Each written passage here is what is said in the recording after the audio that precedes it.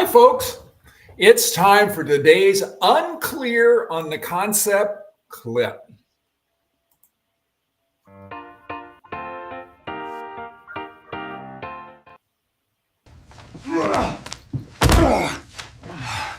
You listen to me first.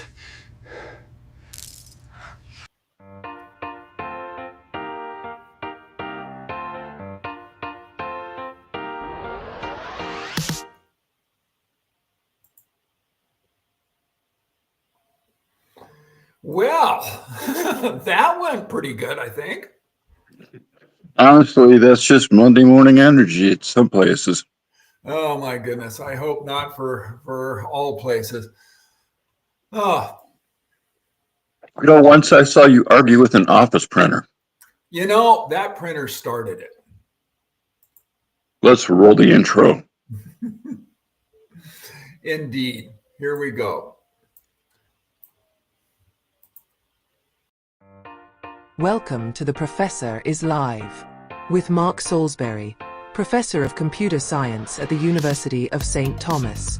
In each lively 25-minute episode, Mark and producer Rikko Smart dive into topics shaping our world, featuring expert interviews and engaging live audience participation.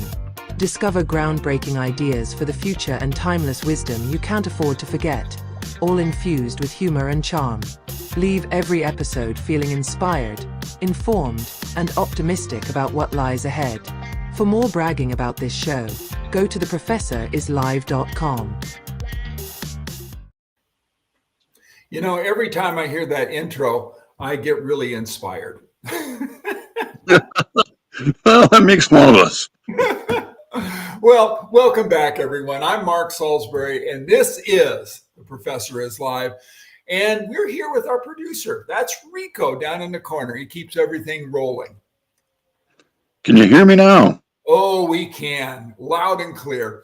And today, Rikko, we're talking about a powerful idea that comes from Psychology Today, right? And it's an article about deep listening. And so the idea is that they talk about in this article a study where participants learn to listen with empathy, manage their own biases, and stay engaged even when they're in disagreement.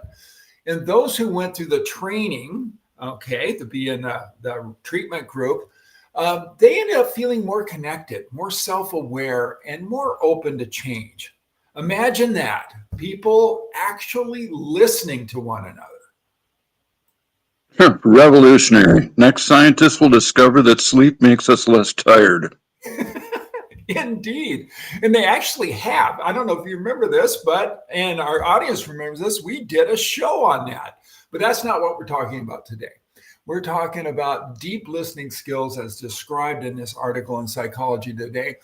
And to explore this idea of deep listening in real life, we invited Pastor Dan Doerrer, who recently found himself at the center of a very public, very difficult community moment and accidentally walked straight into deep listening boot camp.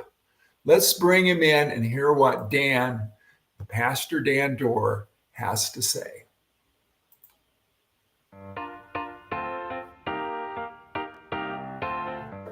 Welcome, Pastor Dan, to The Professor is Live. Good to be here, Mark. Thanks.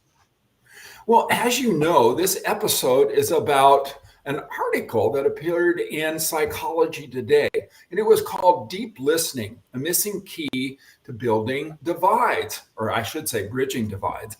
And it described a study where half the people received a 3-week training program where they practiced listening with empathy and managing their own biases and staying engaged even when they strongly disagreed with someone. The other half served as a control group, receiving no training. Now, the really interesting thing about this is the results of this study were really astonishing. People who had the training felt more connected in their conversation to the person they're talking with. They gained a lot more self-insight, and they began being more open to really an attitude change. So Pastor Dan, you have had a personal experience with these findings, and can you tell us what you've learned? Well, Mark, actually, yeah. Uh, you know, at first blush, I'd look at a study like this and a training, and I I'd be skeptical.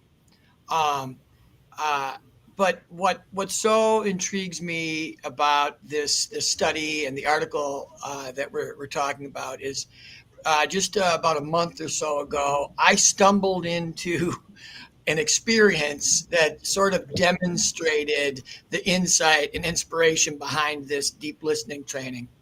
I work at a church that scheduled a town hall meeting for our local representatives, or the people who represent our neighborhoods. Our U.S. representative was there, our Minnesota representative, our county commissioner, and our mayor. In fact, it was the mayor who originally suggested us as a venue for this town hall meeting. Well, let me put it this way. We have a somewhat controversial U.S. representative, and it just so happened that this representative was in the news in a big way just a few days before our town hall meeting. And I talked with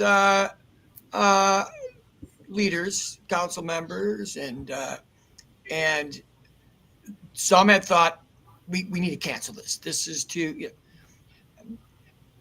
But we decided together that it would be inserting ourselves, our church, in a story, and it was it just wasn't called for, and so and we knew that a town hall meeting is a place where folks should speak up and be in dialogue and challenge our officials. And well, it didn't go over well, meaning that video clips from that town hall meeting were shared on the internet and brought a lot of attention to our church, phone calls and emails.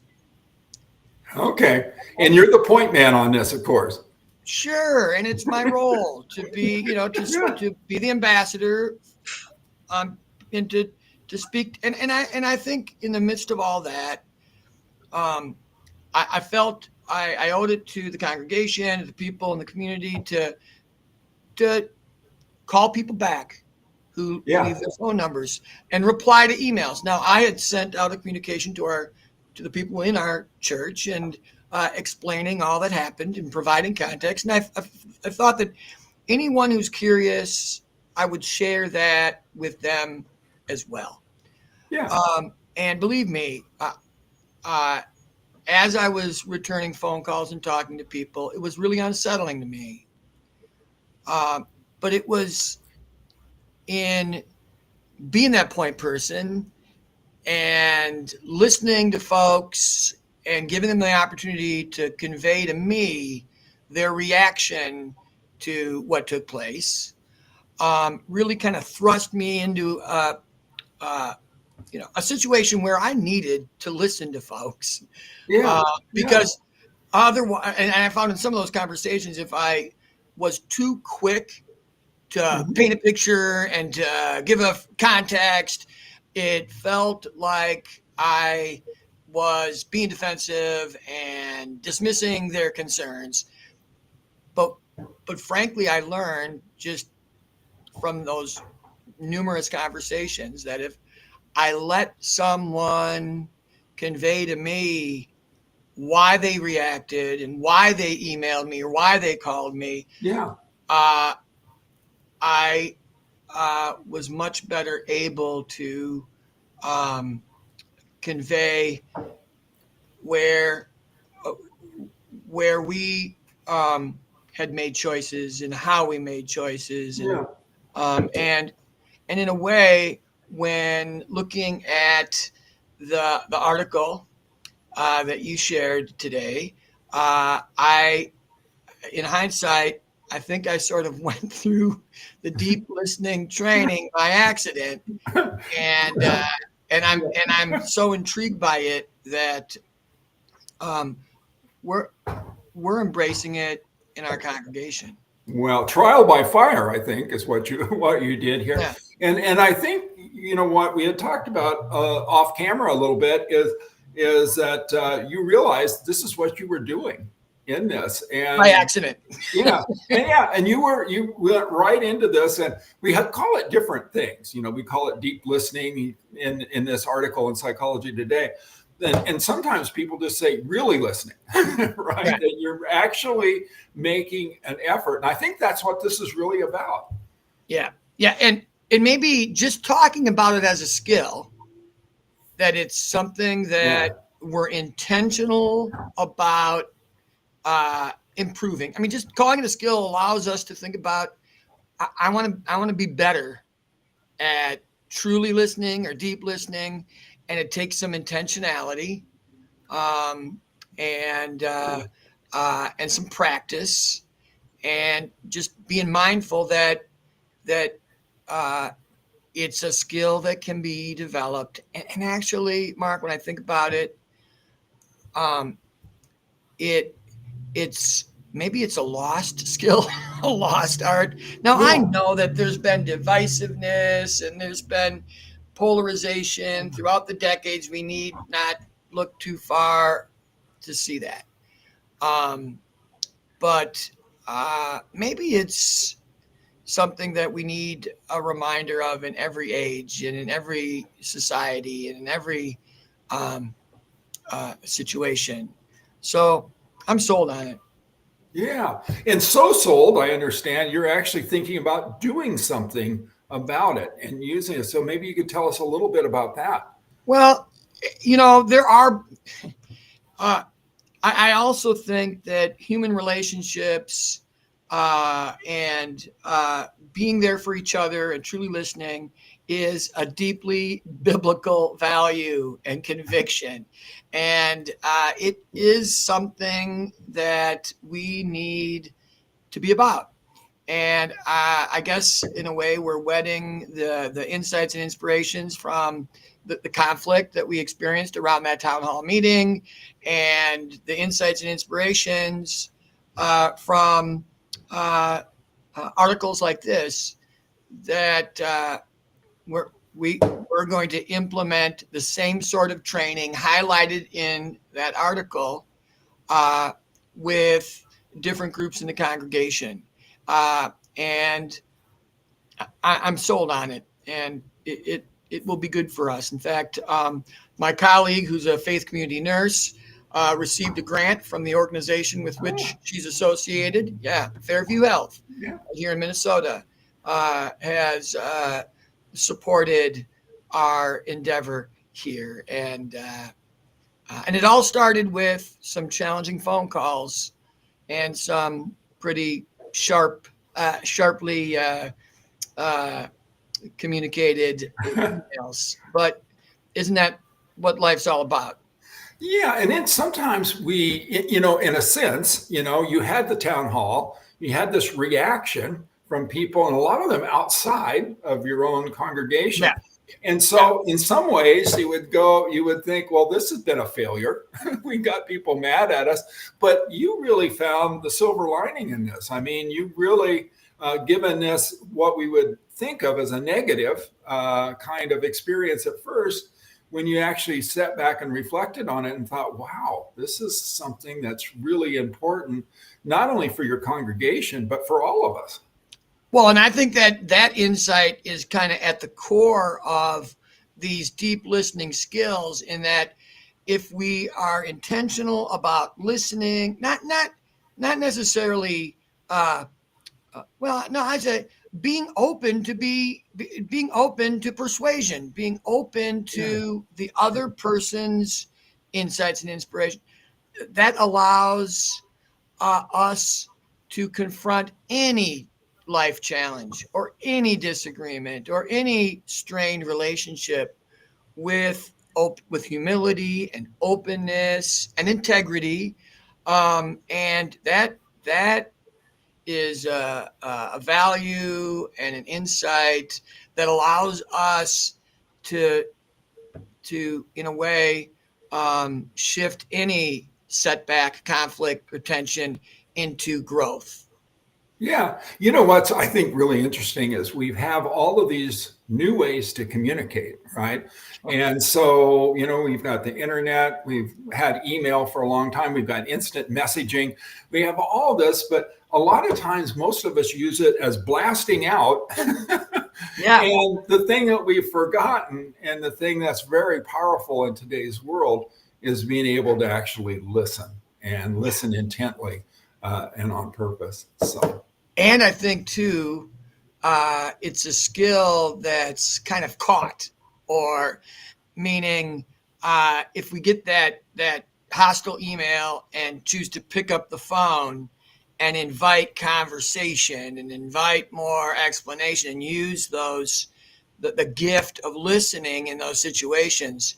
Others, when encountering that, realize just how valuable it is to pick up the phone and to let folks know I'm here, and I welcome more information and more context and more explanation. Yeah. Oh, very good. Well, thank you, Pastor Dan, for being with us today and teaching us an important lesson. So thanks a lot, and we appreciate you being on the show. Thanks, Mark.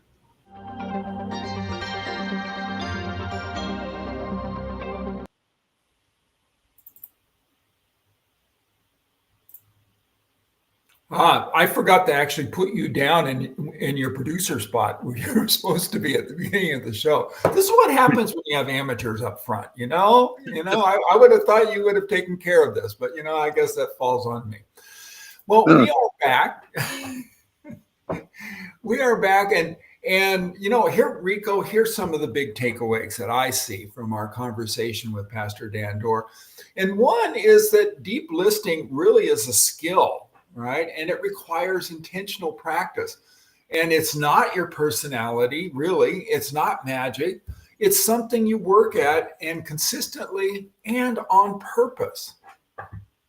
So, like going to the gym, but for your ears. Exactly, right? So that's the number one thing. And the second takeaway I have is listening creates connection, even in conflict. So Dan returned phone calls and emails from upset community members, and through simply listening, he softened tension and built understanding. So basically, he turned a bunch of angry phone calls into therapy sessions. He did indeed, and what a job he did. And the third takeaway I have with this is humility opens the door to understanding. So being open to persuasion doesn't mean losing yourself. It means respecting the possibility that someone else has insight that you don't. Well, exactly. Sometimes the other person is the map, and you're just wandering around with the snacks. But remember, not all those who wander are lost. I'm not sure I followed that, and I'm going to have to ask you that off camera. But that's just me. I'm a little slow at times. So that brings us to the fourth one. The fourth takeaway is that negative experiences can blossom into positive growth. And a heated town hall, public criticism, and viral clips become an opportunity for the congregation to implement deep listening training. Wow. Classic plot twist. We thought everything was on fire. Turns out it was just a spark of wisdom. There it is, right? And he gleamed it. That was just amazing. And so they're going to be implementing this training in their congregation around deep listening. So that's just fantastic. So that brings us to our fifth and final takeaway that I found, and that is listening is a lost art that we must reclaim. Despite having more communication tools than ever, we seem to do less and less real listening. Right? Like people communicate like they're firing t-shirt cannons at each other. Indeed, it does seem like that, right? T-shirt cannons. That's just a great way of putting it. Okay, folks, this wraps up today's episode. A big thank you goes out to Pastor Dan Doerrer for sharing his insights and his story.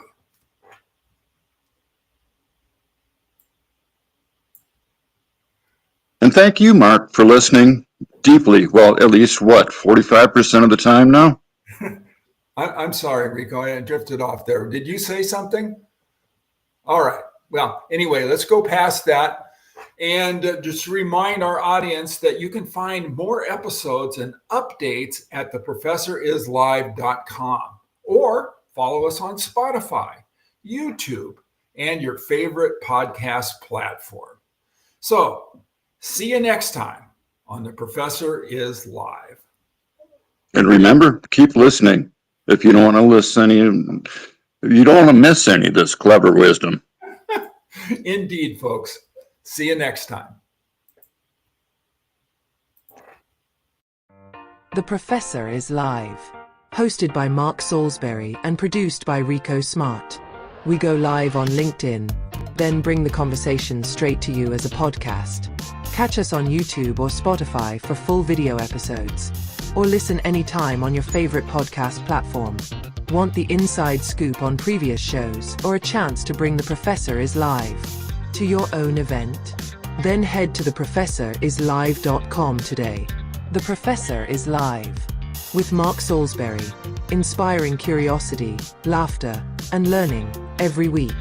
Copyright 2025. The Professor is Live.